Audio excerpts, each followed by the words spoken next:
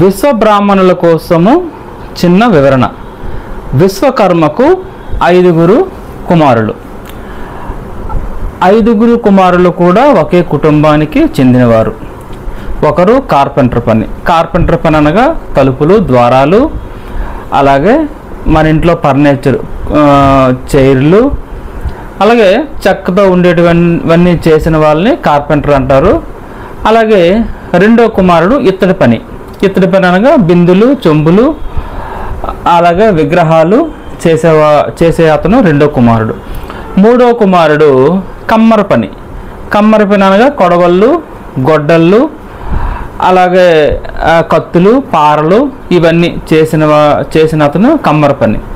నాలుగో అతను శిల్పి అనగా మనం విగ్రహారాధన చేస్తాం కదా, కోవిల్లోకి వెళ్ళి కోవిల పైన చెక్కే విగ్రహాలు, లోపల చెక్కే విగ్రహాలు శిల్పే చేస్తాడు.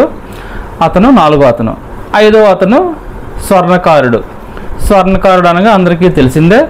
స్వర్ణకారుడు ఇన్న నెక్లెస్లు, హారాలు, తాలిబొట్లు ఇవన్నీ చేస్తారు. ఈ 5 ఒకే కుటుంబానికి చెందినవారని, విశ్వబ్రాహ్మణులని చాలామందికి తెలియదు. మా దగ్గరికి చాలామంది వస్తుంటారు, మీకు వాళ్ళకి చుట్టరికాలు ఉన్నాయా, సంబంధాలు చేసుకుంటారా, ఇవన్నీ అడుగుతారు. అయితే మేమందరం కూడా ఒకటే కుటుంబం, విశ్వకర్మ వారసులము. అలాగే విశ్వకర్మ సంతతికి చెందిన వాళ్ళం మేమందరం కూడా. మాకు సంబంధాలు చేసుకోవాలి ఉంటాయి. అంతా ఒకటే కుటుంబం, అందరము విశ్వ బ్రాహ్మణులమే అని తెలియచేయడానికి ఈ చిన్న ప్రయత్నం.